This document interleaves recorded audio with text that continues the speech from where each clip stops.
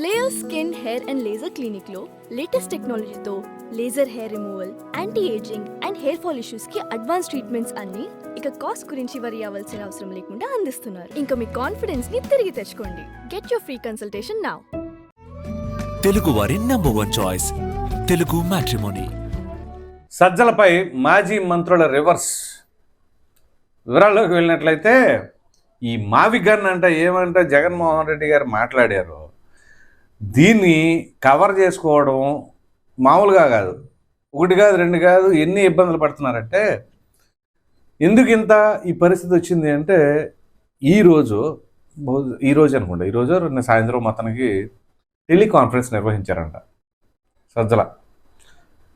ఈ conference video conference something teleconference video conference ఏదో నిర్వహించారు. ఇప్పుడు మనకు అంతున్న సమాచారం ప్రకారం నిర్వహించిన తర్వాత అది ఎవరెవరితో తెలుసా, ఉమ్మడి కృష్ణా గుంటూరు జిల్లా నేతలతో నిర్వహించి ఈ మావిగన్ని బాగా బలంగా తీసుకెళ్ళాలి మీరు ప్రజల్లోకి అని చెప్పేసి గట్టిగా చెప్పారట. అస్సలు ఆ దెబ్బతో ఈ రెండు జిల్లాలకు సంబంధించిన మాజీ మంత్రులు, నీకు అర్థమవుతుంది ఎవరంటే కృష్ణా గుంటూరు జిల్లాకు సంబంధించిన మాజీ మంత్రులు, పైగా యాక్టివ్గా ఉన్నవాళ్ళు, పార్టీ వాయిస్ని గట్టిగా వినిపించేవాళ్ళు గట్టిగా రివర్స్ అయ్యారట. ఎందుకు రివర్సు ఏంటి అంటే, అసలు ఎవరిని అడిగి ఎవరి నిర్ణయం తీసుకొని ఈ రకమైన వాగ్దానాలు ఈ మావిగన్ అని చెప్పేసి మాట్లాడారు అంటే, పార్టీ కేడర్కి నాయకులతో సంప్రదింపులు ఏమీ ఉండవా? ఏమీ లేకుండా ఇలా మాట్లాడితే మా భవిష్యత్తు ఏంటి, అసలు ఏం చేయాలి, ఇప్పుడు ఇది అంత నష్టం చేసింది అని చెప్పేసి అంతర్గతంగా గట్టిగా నిలదీశారంటే మరి దానికి ఆయన ఏం చెప్తాడు? ఆయన నిర్ణయమా? ఆయన నిర్ణయం కాదే, ఇది ఇంతటితో ఆగల, ఇంకా ఉంది. సో ఈ రకంగా అసలు ఇప్పుడు కృష్ణా గుంటూరు జిల్లా వాళ్ళే బాగా ఇబ్బంది పడేది అన్న సంగతి అందరికీ తెలుసు, ప్రధానంగా ఈ బిల్లుకి సంబంధించిన వ్యవహారంలో. సో ఈ మావిగన్ను అది ఇదంటే అసలు అంటే మనం చేసేటప్పుడు కామెంట్స్ ఒకసారి ఆలోచించుకోవాలి కదా అని చెప్పేసి అంటూ ఉంటారు. ఎందుకంటే నేను ఆల్రెడీ దీనిపైన మనము వీడియో చేసాం. ఇప్పుడు అసలు మామూలుగా విజయవాడ ఏంటి, గుంటూరు ఏంటి, ఇదంతా అమరావతిలో ప్రాంతమే కదా, మళ్ళీ మావిగన్ అని పెట్టేది ఏంటి, 110 కిలోమీటర్ల ఇదిలో పెట్టుకోవాలి హైవే కనెక్టివిటీలో అని చెప్పేసి జగన్మోహన్ రెడ్డి గారు అనటం. ఈ రకంగా మాట్లాడితే ఇప్పుడు అది బూమ్రాంగ్ అయ్యి డిఫెన్స్లో పడిపోయిందంట వీళ్ళ పరిస్థితి. సో అసలు పార్టీని డిఫెన్స్లోకి నెట్టేశారు. మీరు చూస్తేనే ఇప్పుడు దీన్ని బలంగా తీసుకెళ్ళమంటున్నారు. ఏ రకంగా తీసుకెళ్ళగలం మేము? ఇది ఆల్రెడీ వ్యతిరేకతను మూట కట్టుకున్నాము, ఏది మామూలుగా పరిపాలన తీరుపైన. దాని తదుపరి ఇప్పుడు ప్రతిపక్ష హోదాలో ఉండి ఆ వ్యవహరిస్తున్న తీరు, తీసుకుంటున్న నిర్ణయాలు, విమర్శిస్తున్నటువంటి ఏవైతే అంశాలు ఉన్నాయో అవి, ఇవన్నీ కూడా ఏది చూసినా కానీ నెగిటివ్గానే వస్తుంది. ఎందుకంటే వీళ్ళు ఆ రకంగా సెలెక్ట్ చేసుకుంటూ ఉన్నారు. ఇప్పుడు తాజాగా ఈ మావిగన్ అని వచ్చిన తర్వాత సోషల్ మీడియాలో ఎంత దారుణ సోషల్ మీడియా హిస్టరీలోనే ఇది రికార్డ్ అనుకుంటా జగన్మోహన్ రెడ్డి పైన ఈ ట్రోల్స్ రావటం. ఒకటి కాదు, రెండు కాదు, అంత దారుణంగా అసలు చాలా బాధ వేస్తుంది. మాజీ ముఖ్యమంత్రి జగన్మోహన్ రెడ్డిని ఉద్దేశించి ఆయన చేసిన కామెంట్స్కి అఫ్కోర్స్ అది సెన్స్లెస్ కామెంట్స్ అయినా కానీ మాజీ ముఖ్యమంత్రి చేశారు కదా, అంత ఇదిగా ట్రోల్ చేయకూడదు. పులివెందుల్లో పువ్వు అని, ఆ తర్వాత ఇంకేదో పెట్టారులేండి, ఇంకా అట్లాంటి చాలా ఉంటాయి. ఒంగోలులో ఒమ్మని, దెందులూరులో దెమ్మని, ఇలా ప్రతి ఒకటి కాదు, రెండు కాదు, అనేక రకాలైన ఇబ్బందులు తీసుకొచ్చినాయి. సో దానివల్ల అసలు సోషల్ మీడియాలోనే కాదు, మామూలు జనరల్గా కూడా వైసీపీ నాయకులు తీవ్రమైన ఇబ్బందులు ఎదుర్కొంటూ ఉన్నారు. ఇక్కడ దాంతో ఆగల.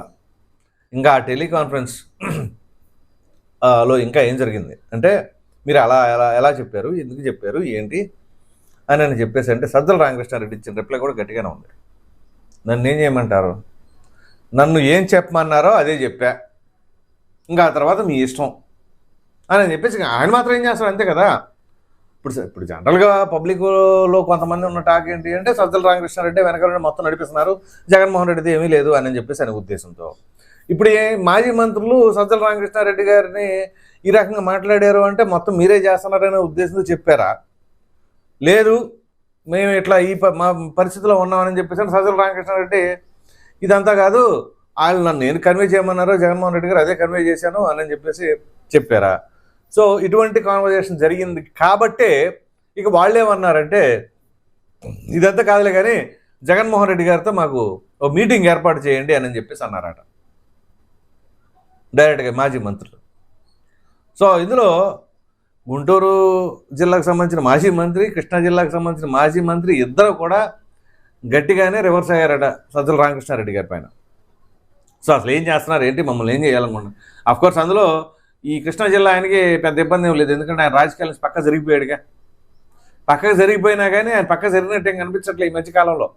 నిన్న కూడా ఛాలెంజ్లు విసురుతున్నారు కదా, ఎవరో బసవరాజు అంట. బసవరాజుని ఎక్కడన్నా వదిలిపెట్టడం, అవసరమైతే కేసీఆర్ కాళ్ళు పట్టుకుంటున్నాడు. ఇదో విచిత్రం, దీని గురించి సపరేట్గా మాట్లాడుకుందాంలేండి. కేసీఆర్ కాళ్ళు అంట, ఓడిపోయిన కేసీఆర్ కాళ్ళు ఎందుకు పట్టుకుంటాడంటే మళ్ళీ గెలుస్తాడనే ఎవరికి తెలుసు? అసలు బీఆర్ఎస్ పరిస్థితి అగమ్య గోచరంగా ఉంది. ఈ నెల మళ్ళీ వాళ్ళు గెలుస్తారు, వీళ్ళకి వీళ్ళే. అక్కడేమో జగన్మోహన్ రెడ్డి బాగుంటాడు అని ప్రమాణం గెలుస్తాడని చెప్పేసి వాళ్ళు బూస్టింగు, వీళ్ళకి వాళ్ళు బూస్టింగు, ఇట్లా ఉంటుందిలే. సరే, అది మనం తర్వాత వేరేగా మాట్లాడుకుందాం. సో ఈ రకంగా ఇక్కడ ఆ వ్యక్తి ఈ రకమైన పరిస్థితికి తీసుకొచ్చుకున్నారా ఏంటి, మరి దీనివల్ల ఏం జరగబోతుంది? ఇక రాజకీయ పరంగా ఆల్మోస్ట్ ఆల్ మామూలుగానే వీళ్ళు 3 రాజధానులు అది ఇది అని చెప్పేసి అన్న తర్వాత ఈ మావిగం అన్న తరగా మావిగన్ మాత్రం మామూలు దెబ్బ పడలా. ఈ మావిగన్ ఏందో, మామిడికాయ ఏందో తెగులు వచ్చినట్టుగా, మామిడికాయలకి తెగులు వచ్చినట్లుగా ఈ మావిగన్ అనే పదం తీసుకొచ్చారని చెప్పేసి అని కూడా కొంతమంది రాజకీయ విశ్లేషకులు మన దాంట్లోనే మాట్లాడటం జరిగింది. సో ఇవాళ పరిస్థితి ఎక్కడికి వెళ్ళిపోయారంటే, టెలికాన్ఫరెన్స్ నిర్వహించినా, వీడియో కాన్ఫరెన్స్ నిర్వహించినా, ఏ కాన్ఫరెన్స్ నిర్వహించినా కానీ ఏదో అలా మొక్కుబడిగా పార్టిసిపేట్ చేయడం, ఆ తర్వాత జరిగిన పరిణామాల నేపథ్యం లేదా వాళ్ళు కూడా ఎదురు చూస్తున్నారేమో, పెట్టని కాన్ఫరెన్స్ అసలు విషయం ఏంటి తెలుద్దాం, చెప్పేద్దాం, అసలు ఏం చేస్తున్నారు ఏంటి అని చెప్పేసి అనుకోని గట్టిగా కూర్చున్నారు వీళ్ళే రివర్స్లో. ఆయన ఏదో చెబుదాం అనుకుంటే అసలు వీళ్ళే చెప్పి రివర్స్లో ఇట్లా కాదు, అట్లా చేస్తే ఎట్లాగా, మీరు అసలు ఎవరి నిర్ణయాలు తీసుకోకుండా ఎలా పడితే అలా డైరెక్ట్గా మాట్లాడుకుంటే ఎట్లాగా అని చెప్పేసి అనుకున్నారా? సో ఈ నేపథ్యంలో అక్కడ ఇంకా కొంతమంది మేధావులు ఉన్నారు, దీన్ని కూడా సమర్థించే జర్నలిస్టులు ఉన్నారండోయ్. వాళ్ళు ఏమంటారో తెలుసా, అసలు అబ్బా ఏం అద్భుతం తెలుసా, దీనివల్ల అసలు జగన్మోహన్ రెడ్డికి బ్రహ్మాండమైన స్వింగ్ వచ్చిందంట.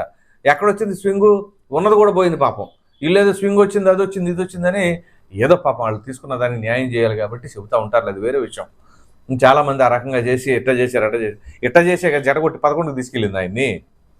అసలు జెన్యున్గా ఉన్నది ఉన్నట్టు ఇంత దానివల్ల డ్యామేజ్ అవుతుందో, నిజంగా మైలేజ్ పెరుగుతుందో అనేసి కనుక వాస్తవాన్ని చెప్పగలిగితే, వాళ్ళు కూడా గ్రౌండ్ లెవెల్లో ఏముందని తెలుసుకోగలిగితే బాగుంటుంది. చుట్టుపక్కల ఈ భజన బృందం చేరి అబ్బా అబ్బా అంట భజన చేస్తే వాళ్ళు ఎందుకు చేస్తారు? వాళ్ళకి అందుతున్న మూటలను బట్టి వాళ్ళు భజన అంటారు. సో దీన్ని ఏమనుకుంటారు, నిజమే అనుకుని వాళ్ళు ఫీల్ అవుతారు. తీరా కట్ చేస్తే ఏమైంది, మొన్న టపక్కన నేల మీద పడి వేసరికి 11 ఏంది, మనం ఏంది, 11 ఏంది అని చెప్పేసి ఆ షాక్లోంచి రావడానికే తేరుకోవడానికే టైం పట్టింది.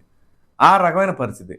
సో ఇప్పుడు ఇక్కడ ఈ జగన్మోహన్ రెడ్డి గారు మరి చెప్పారో లేకపోతే ఈయన పెట్టారో తెలియదు కానీ, సజ్జల రామకృష్ణారెడ్డి గారు పెట్టిన కాన్ఫరెన్స్లో మాత్రం ఈ గట్టిగా ఈ మాజీ మంత్రులు అనేవాళ్ళు గట్టిగా 1 కాదు 2 కాదు గట్టిగానే రివర్స్ అయ్యారట. ఇది ఎందుకంటే విజయవాడకు సంబంధించిన ఆల్రెడీ విజయవాడ అనేది రాజకీయంగా కాదు, మామూలుగా ఎక్కడ ఉన్నది, అమరావతిలోనే కదా ఉంది.